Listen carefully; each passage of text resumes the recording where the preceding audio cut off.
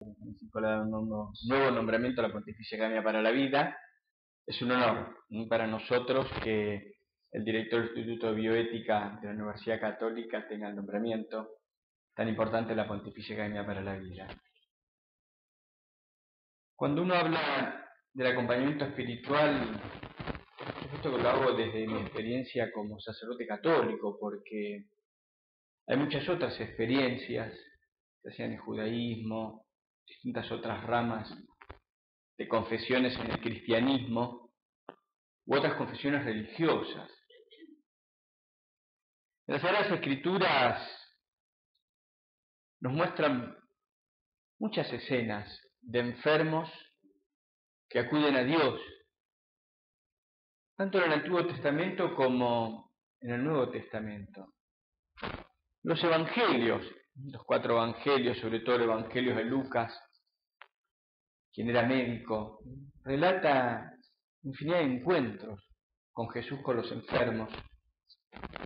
Por eso cuando hay gente que se inicia en la pastoral de la salud y la pastoral hospitalaria, me dice, bueno, pero padre, ¿qué puedo leer? Dame el libro de lectura, los evangelios. Ver, leer, volver a imaginar los encuentros de Jesús con los enfermos, y son impactantes esos encuentros porque realmente le cambia la vida al enfermo que acude o lo lleva al encuentro con Jesús. Y eso es lo que tratamos de compartir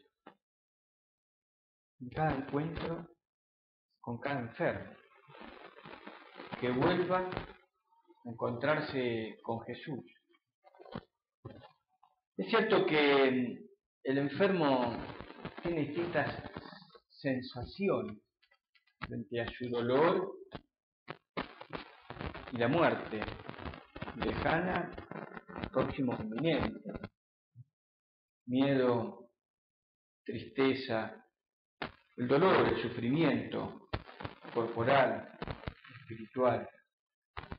Pero muchos también experimentan una gran soledad. Soledad aún en medio de la compañía de los seres queridos que están con el enfermo, o algunos que están solos.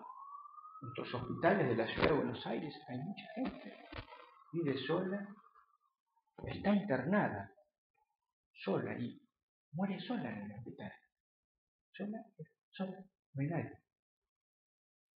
Los enfermeros, los médicos, los voluntarios, las hermanitas religiosas y nosotros seremos su familia. Bueno, no tiene para nadie. Y por eso uno de lo primero que tiene que hacer frente al enfermo es también, bueno, descubrir cuáles son las necesidades del enfermo. Por supuesto que viene al hospital para curarse o para recibir cuidados médicos. También descubrir otras necesidades. Uno cuando ve la mesita de luz se da cuenta, está solo o acompañado. Pero cuando está acompañado tiene agua mineral, cerveza, cubiertos que no son truchos, buenos, metálicos, un vasito bueno. Y el solito, y el vaso de plástico que le da el hospital, los cubiertos de plástico, y nada. Y poder descubrir también en esas necesidades, además de la necesidad de cariño, de cuidado, hay una necesidad espiritual. Por eso es que la atención religiosa no es solamente un derecho de la Iglesia, es un derecho del enfermo.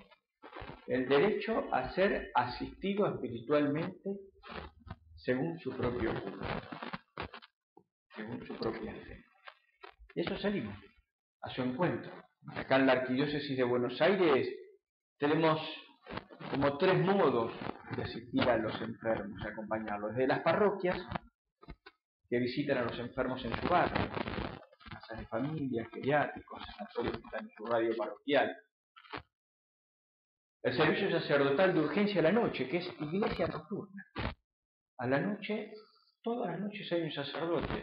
En montones de diócesis de nuestro país que desde las 9 de la noche hasta las 6 de la mañana están esperando el llamado telefónico para ir a ver al enfermo sobre todo el moribundo.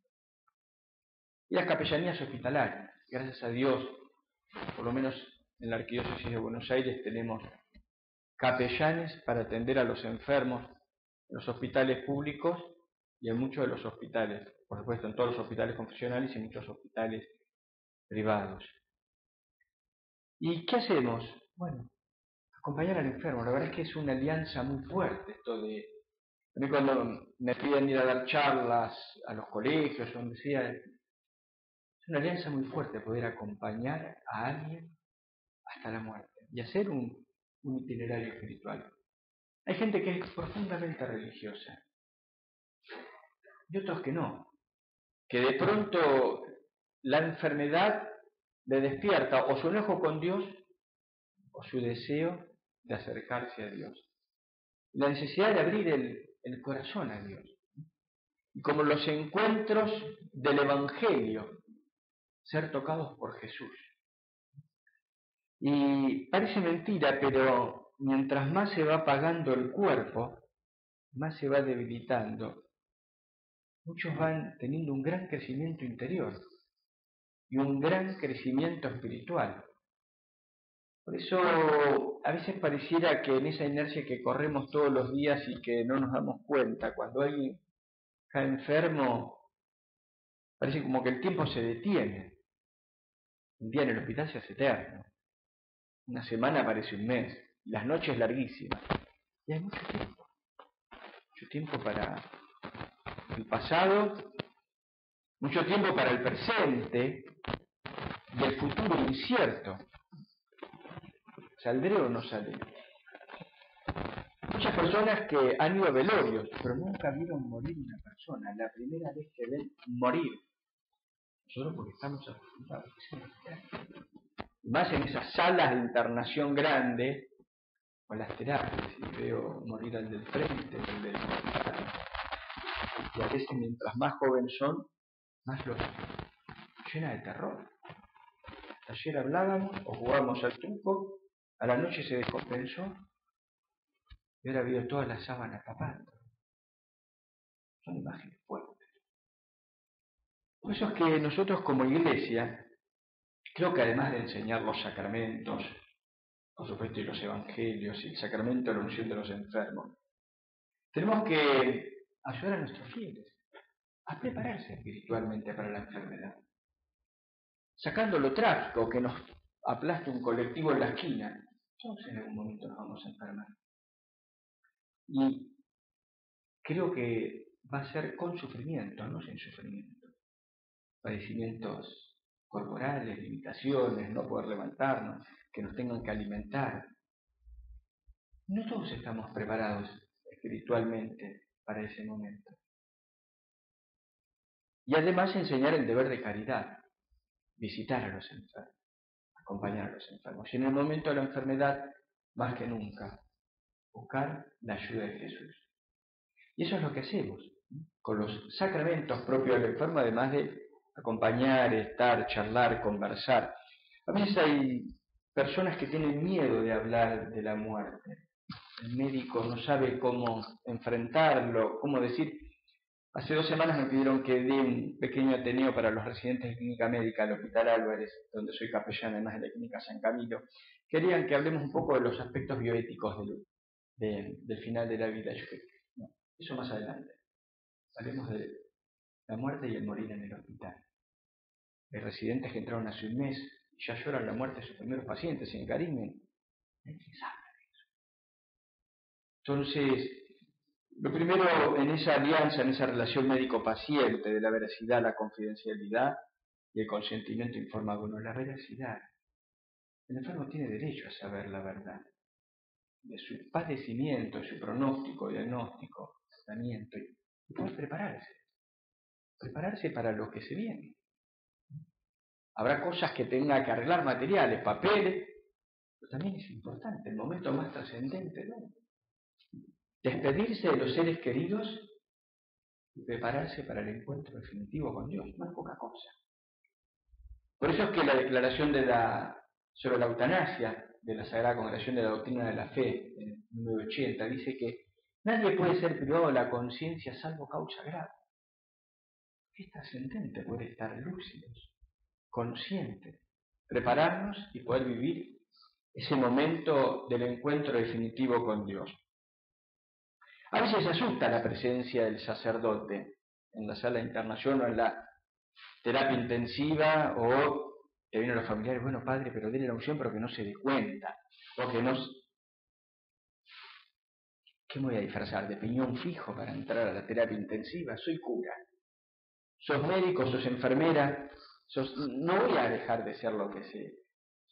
Tenemos que saber qué estamos haciendo y qué vivimos, y no hay que tener miedo. Yo muchas veces hablo con los enfermos. ¿Tenés miedo? ¿Qué pensás que se viene? ¿Cómo te gustaría vivir el último momento de tu vida? ¿Cómo te preparás? ¿Qué pensás que hay más allá de acá? Poder ir haciendo un camino espiritual de encuentro definitivo con Dios. Por supuesto que además estará la ayuda para nosotros en los sacramentos. Si uno está bautizado, muchos reciben el bautismo antes de su muerte. Algunos se confiesan, y mamitas, hacen a veces la confesión de toda la vida. Padre, desde mi primera comunión que no me confieso, o no me confieso desde hace 30 años. Algunos no, tienen vida religiosa y hace poco que se confiesan. Y por supuesto la unción de los enfermos. Antiguamente estaba la mentalidad de pensar en la extrema unción, el sacramento propio para los moribundos, y hasta que la persona no esté a punto de partir, no darle el sacramento. Y por eso muchas veces te llaman, mi experiencia en el servicio sacerdotal de urgencia, te llaman cuando está por morir el enfermo. El médico les dijo a las 3 de la mañana, miren, no pase a la noche, y te llaman a las 3. ¿Hace cuánto está internado? Hace 10 días. Hubiese sido lindo que, no lo digo, pero yo lo pienso por esto, hubiese sido lindo que consciente hubiese podido prepararse, hubiese podido rezar, yo hubiese preparado interiormente para ese encuentro con Dios, y no estando inconsciente. Por supuesto que también es válido, ¿no? Pero tenemos ese sacramento que el Concilio Vaticano II transformó de extrema unción en santa unción de los enfermos. Y que, ¿qué hace? Que si bien nuestro cuerpo se debilita, no debilitarnos espiritualmente. Y el sacramento de la unción repite la escena del Evangelio. Somos tocados por Jesús para fortalecernos espiritualmente. Nos da la fortaleza interior para poder sobrellevar la enfermedad, los dolores, los miedos, y prepararnos para el encuentro con Jesús.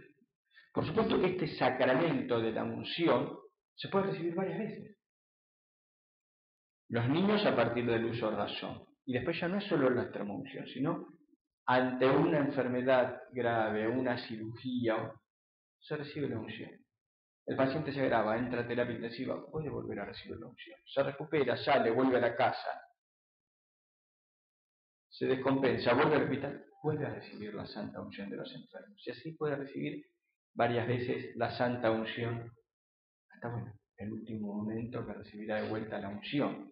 Y además, cuando está consciente y lúcido, el sacramento propio unido lo que se llama el viático, que es la última comunión, la última Eucaristía, el alimento para poder hacer su tránsito de la vida terrena a la vida eterna.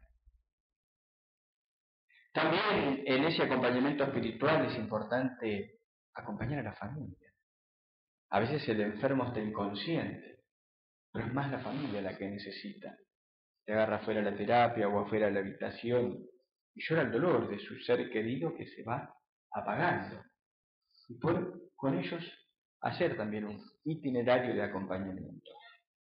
Y por último, en el momento de la muerte, muchas veces, y pasa, ¿no? En el hospital, ya sea en la guardia, entró un paciente en shock, o en la terapia, y la reanimación, y a veces, ya no hay nada más por hacer. El paciente dejó de latir y es considerado muerto por la medicina.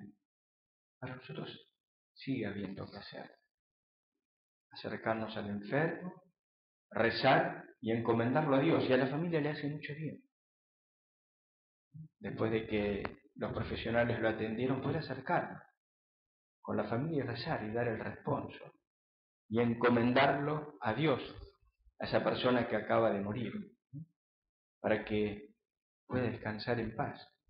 en la espera final de la resurrección final de los muertos, cuando Cristo nos revista con un nuevo cuerpo, un cuerpo santo y glorioso como el de Él, que no padezca ninguna enfermedad, ningún padecimiento.